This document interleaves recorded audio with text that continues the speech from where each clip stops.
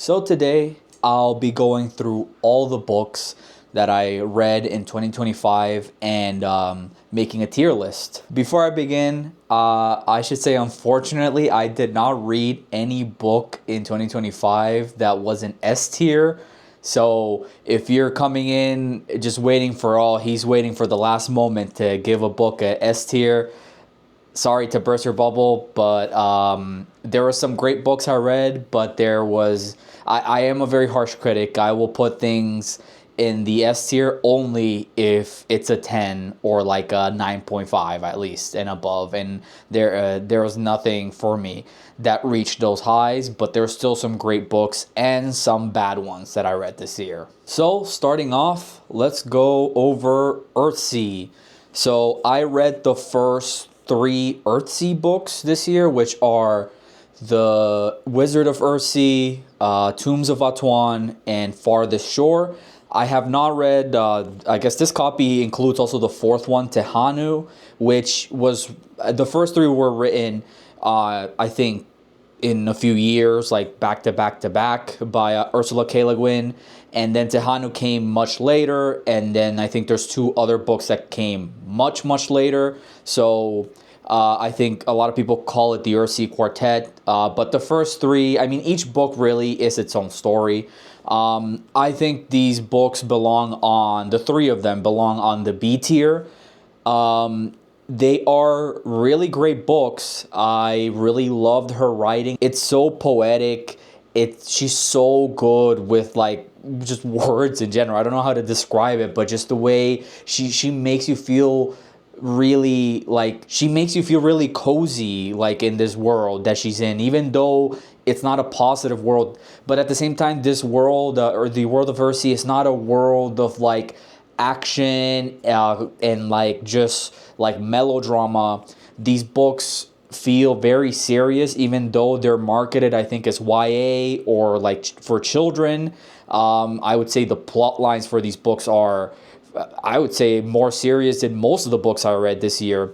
If I had to rank them, though, I would probably put Tombs of Atuan, the second one, as my favorite one out of the three. Then Farthest Shore. Then I think Wizard of Earthsea. Although those last two, I mean, it's interchangeable. Farthest Shore the third one gets much darker than the other two, I would say, but they're still all great reads. I highly recommend them, and they kickstarted really my reading journey for the most part, and I really appreciate that. I'm definitely gonna check out the fourth book eventually, but yeah, definitely read the Earthsea series. After reading those three books, I dove into Piranesi by Susanna Clarke.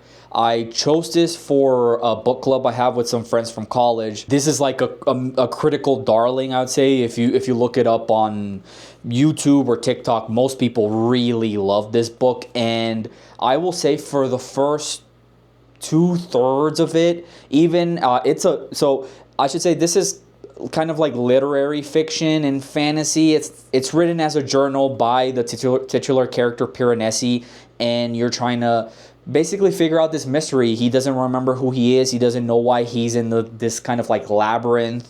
And yeah, you just go on. You learn more and more along with him, and you learn about other characters, and the plot just unravels. And yeah, I would say for 2/3 of the story, I didn't really get the hype. It wasn't until the last third and then the ending where I was like, this is a great book club book because it's so open-ended. There's just so many ways you can interpret what happened in this story, and that's what I really appreciated. The writing is also really good. You get a lot of personification of Piranesi, a lot of characterization. You're just with him in his journal the whole time, but you really get to know who he is. And yeah, highly recommended. I would put it in the B tier. I don't think it's one of my favorite reads, but it was still really engaging and really fun. Next, I decided to take a little bit of a breather into some more lighthearted content, and I chose to read the first two books in the Murderbot Diary series. So this is All Systems Red and Artificial Condition. So I would say these books are also very popular, just like Piranesi. They're like critical darlings in social media. People love them. And I see the appeal. They're really easy sci-fi reads, and the Murderbot character is just really memorable. And the world is not like like these books are really short, right? This, I mean, the font is really big in this, but this is 2 books. I would say each one is maybe 150 pages, and I would say you get a full story in each book, in each 150 page book. And yeah, I really enjoyed them for what they were, but I don't think they will really stick with me. These are good in between reads, in my opinion. Maybe later on in the series, because there's a bunch more books after this, we get more deeper themes, or I feel I just don't feel that connected to the main character. He's really relatable, he's really funny, but there, at least for me right now, there is nothing more besides that. So I have to put them in the C tier. They're okay, good time. Next, I've heard a lot about Terry Pratchett and the Discworld as a whole. So I just said I also know I've read Small Gods like 2 years ago, and I really loved that book. But I had a hard time deciding which other, because people say, oh, you can just read all these books out of order, or there's specific flow charts that you can follow. I was like, you know what, screw all of this. I'm just gonna start from the beginning, even if people say it's not the best place to start. So I read The Color of Magic. I enjoyed it. It was okay as a read. It was a funny book. It made me laugh out loud, but this felt like 3 or 4 short stories combined into one. Each one is, obviously, this is set in the titular Discworld, which is like this absurdist fictional world that's like a flat earth on top of like elephants that are on top of a giant turtle. And the titular character, the main character, his name is Rincewind, and he's basically showing around. He's giving a tour to this Two Flower, who's not from the land of Ankama Pork in the Discworld. And I mean, they just go into hijinks, adventures. There might be some deeper like themes you could go into here about, like, I guess voyeurism maybe, or like being detached from what you're seeing as a visitor in other lands. But yeah, they're just fun for what it is. It's just a nice, easy read, and it's very clear that Terry Pratchett was still figuring out what he really wants to do with Discworld. So I ended up putting it in C tier. But then its sequel, Light Fantastic, which I would recommend if you read the first one and you enjoy it, just read the second one, because the first one ends on a cliffhanger, and it just goes on right on the second one. Light Fantastic, it doesn't feel like a short story. It feels like a full like novel, just from start to finish. There is like a plot line. Rincewind and Two Flower have a goal that they're following, and I enjoyed this much more, honestly, than the first one. I found there's some really funny moments with like spoofs of like Conan the Barbarian, and just other silly things like some rock characters. I'm not gonna dive into it too much, but yeah, really funny book. I enjoyed it much more than the first one. I would put it in the B tier. Definitely, if you don't get discouraged by my thoughts on The Color of Magic, definitely check out Discworld, because all the books will make you laugh for sure. Next, I wanted to look for a really short book before I dived into a really long book. And so I picked Small Things Like These by Claire Keegan. This, I guess, was part of Oprah's book club in 2024. I found that out when I bought this copy of the book. But I guess I should check out other books in Oprah's book club, because this was really good. It's 100 pages just about, but it packs so much. I've read books that are 5 times longer than this year, which I'll get to later, that don't hold a candle to this book, that don't pack as much themes and like just character as this book. It's a historical fiction set in Ireland. I think, I don't remember particularly the time, maybe 80s or 70s, industrial Ireland. Set in a small town. We follow a family, and specifically the husband or the father of the family. And just, it's a lot. We just see his like day-to-day life, how people in his town are struggling, the ways he struggles, and the way he feels like he wants to help out others, but he is afraid to. This is just a great read. If you just want to sneak it something in quickly in one day, you will eat this up in like an hour, 2 hours, depending on how fast you read. This is great. I would definitely put it in the B tier. I want to definitely check out her other books. I think she has 1 or 2 other books that are as short as this one, and I've heard they're even better than this one, so I'm excited. Now it's time to talk about the big daddy of sci-fi, which is getting, I guess, a third movie at the end of 2026, Dune. So this is the longest book at the time I'd ever read, and it was definitely a challenge for me coming in, because I have watched the first movie. I never watched the second one, even though I loved the first one. Don't ask me why. I don't know myself either. But coming in, I thought, I've tried to read this book like 3 times. I've had this copy for a while. It's been with me. I've moved 4 or 5 times, and this is probably the only copy of a book I've held on to. I've probably donated the other books I bought before. Not this one. This I've kept, just knowing that one day I would eventually read it. And I did. What did I think about it? I loved it.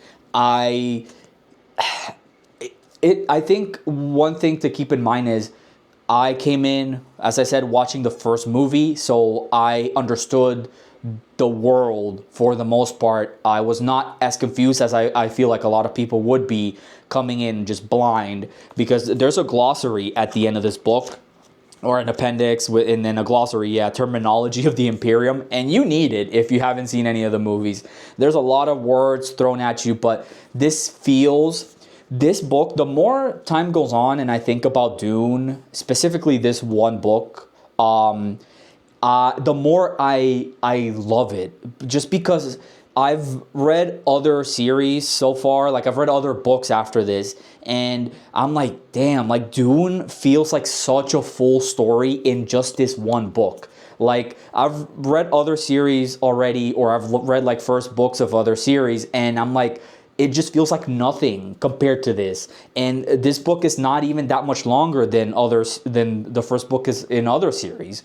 I mean, Brandon Sanderson Way of Kings is like 1,000 something pages. I haven't read it, so I'm not saying anything bad about it, but I'm just saying this book is around 700, 800 pages, at least this copy, which is the mass market paperback. But yeah, I loved it. It felt so grand in scope. I loved the perspective, like the point of view where we went into each character's minds. It wasn't just centered around Paul Atreides, but we got to hear about his dad, his mom. His mom was my favorite character throughout this first book. She was great. I really empathized with her, and like felt how conflicted she was about everything going on with her son. And I mean, there's so much you could talk about this book. This book is so deep. Honestly, you could talk about the Cold War. You could talk about U.S. relations in the Middle East. You could talk about Messiah prophecy, religion. You could talk about like capitalism as a whole, proxy wars.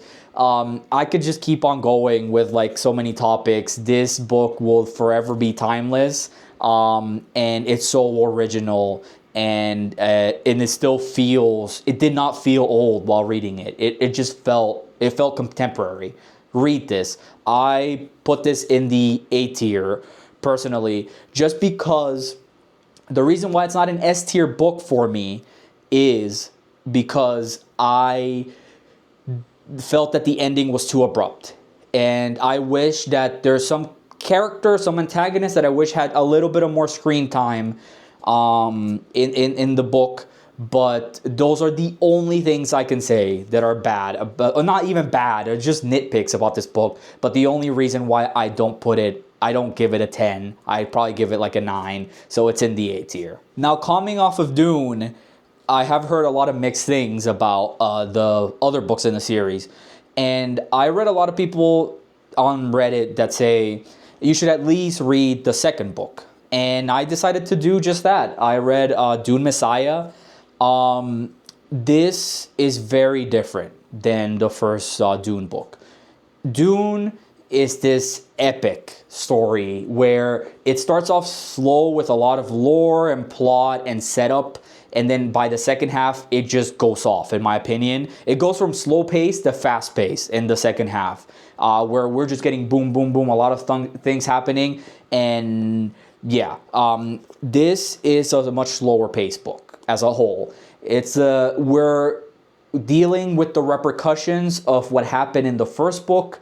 If you read the intro of this one, Frank Herbert's son basically says his father wrote this as a response to the reception that he saw, the public reception from the first book.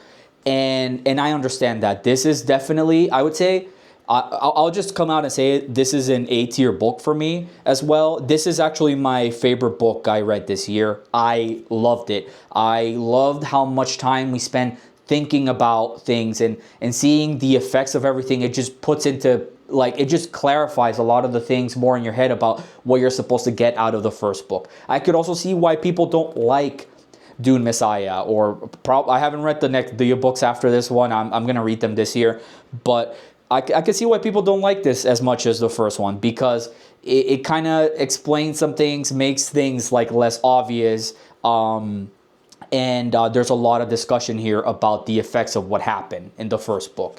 But there's also a lot of emotion, which is why I like this book so much. There's a lot more emotion and a lot of there's some romance that really surprised me and kind of made me emotional with the main character and his love.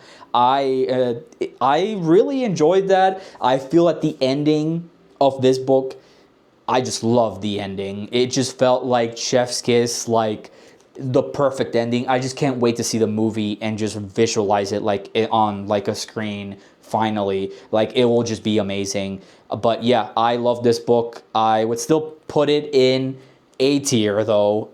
It's not an S tier book for me, just because it's a very slow book. It is a very slow book. And there's a lot of new characters or new like a new faction introduced, which kind of took me off guard. I liked them. I liked their introduction, but it felt out of the blue. I don't remember them ever being talked about in the first one, and I just didn't enjoy that. But it's still a fantastic book, and I would say if you combine this book with Dune, I would probably put them as a S tier, the two of them together, but just this one on its own, it's an A tier. Now, from one sci-fi series to another one, although this one is a bit different. Next, I read Red Rising. This is like YouTube and TikTok's darling for like a lot of, especially men that are trying to get back into reading. This is what people will say. You have to read Red Rising. You have to read Red Rising. If you read Red Rising, you'll become a reader. And I see why. I understand it. I really enjoyed the first book in the series. Pierce Brown does such a good job, I think, in the writing, in the plot, and like just giving you so much stuff happening from, especially like starting from the halfway point, it's just like melodrama and like crazy stuff happening, and Darrow, the main character, just has to do many decisions. Keep in mind, I will say, coming off of Dune, right? Dune, I would consider hard sci-fi. It's a very political, more slower paced book. This is breakneck speed. It really catches you off guard coming off of like something like Dune, but I still really enjoyed it. I really liked where the plot went. I really love the characters ensemble that we meet along the way. Several, especially, he's been my favorite character of I've read the first three books. He's my favorite character of the three books.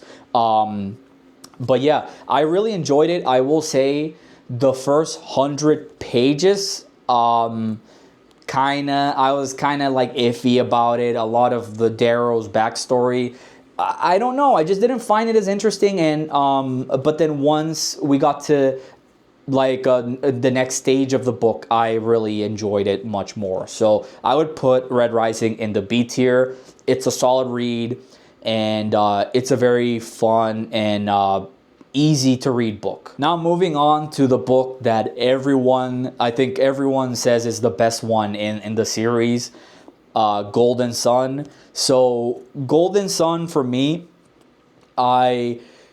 it's interesting because I had a similar problem where, coming off of the first book, it ends with a really strong cliffhanger where you just can't wait to see what happens next and where Darrow goes in the story.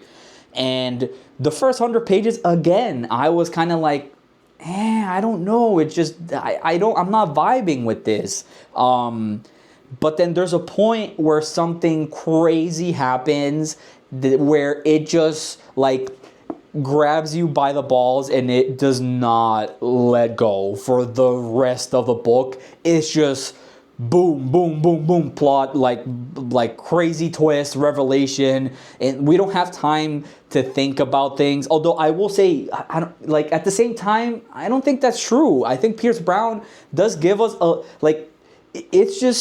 it's still like the characters are still so well written, and you get their intentions and you get why they do what they do. I don't think I've had a moment where I thought back about the book and I was like, wait, why did this guy do this? Yeah, this book is absolutely insane, balls to the wall. It just goes off. After 100 pages, it just will not let you go. I finished this. I think this book's like 400 pages. I finished this in like a night or two. Like, I've never read that many pages in like the span of 2 days, 400 pages. But I just ate this up because every chapter it's like, oh, new cliffhanger, new revelation. I have to keep on reading. But yeah, I would give this a 9 out of 10. I love the characters, and the ending is the biggest cliffhanger of them all, where you just have to start the third one. Now on to the third book in the series, which kind of ends like the first trilogy, and then there's 4 other books after. The fourth one hasn't come out. The seventh one, I guess, hasn't come out yet. But this kind of concludes. It has a satisfying conclusion, I will say, but obviously it leaves it open to keep going, which is what he did. But yeah, Morningstar. This is my favorite book out of the 3. I really loved where it went. I really loved the antagonist. I felt like the resolution at the end felt so satisfying. The middle point kind of sagged a little bit. I wasn't sure where it was going.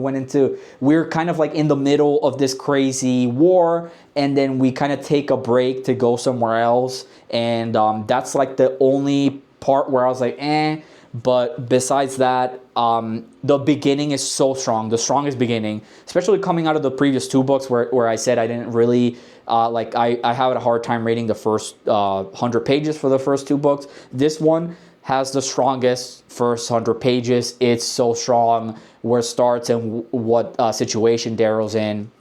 And I loved it. I loved all the characters. They're also interesting, and so there's so many layers to them. Don't let people tell you that this is like some just dumb story just with action. It's not.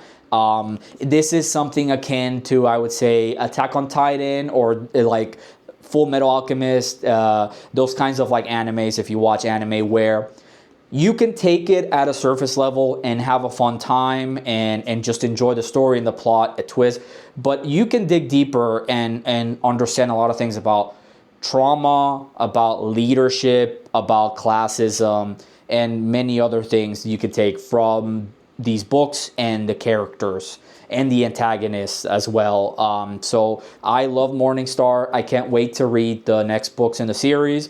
I still haven't though, and the reason why is because I want to wait until Pierce Brown announces the release date for the final book, and then read the next three before he releases the final one, so everything's fresh in my mind. But yeah, highly recommend the Red Rising trilogy. I put this in the A tier, just a satisfying, great conclusion to a great story.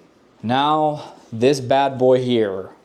Now, seeing this big ass special edition, you would think, oh, Andres probably loves ACOTAR, and that's why he got this special edition. Truth be told, I got this special edition on Black Friday, and I heard a lot about the ACOTAR series, so I was like, oh, you know, it was discounted, so I just ended up getting it. Sadly, I hated this book. Sorry.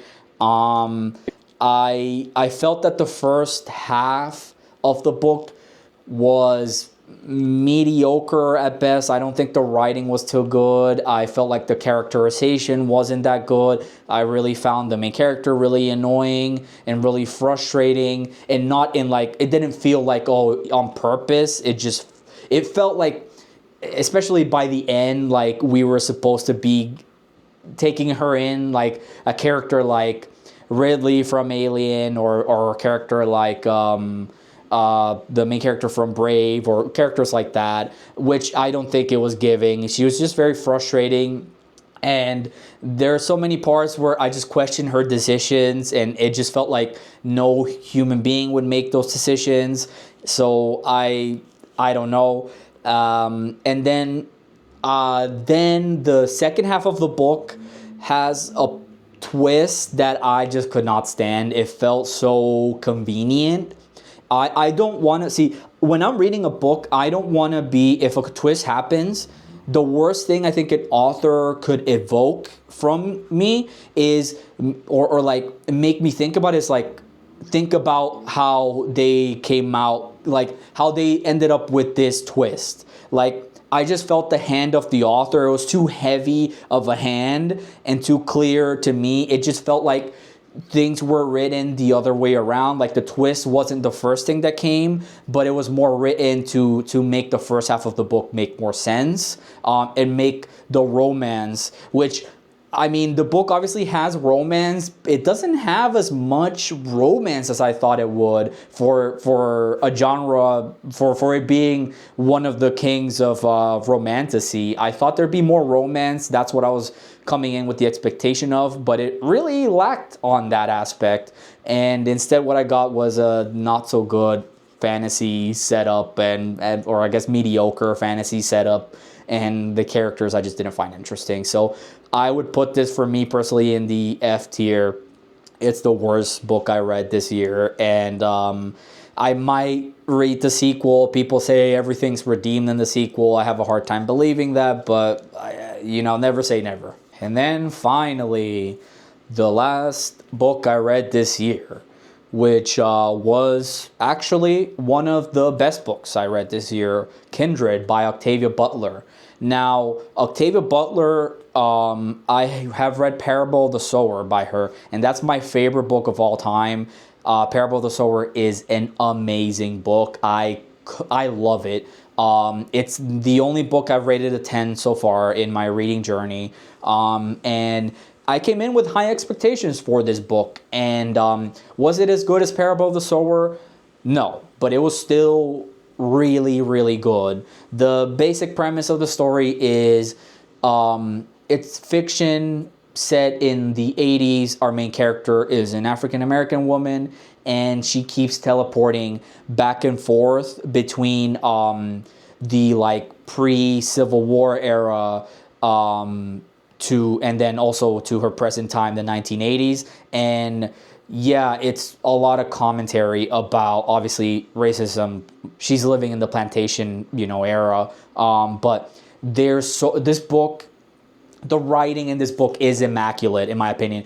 I don't know how she does it. I think Octavia Butler, there's probably like college level courses on how she does it, because I just don't understand. Like, if you read this book, this is a very easy book to read.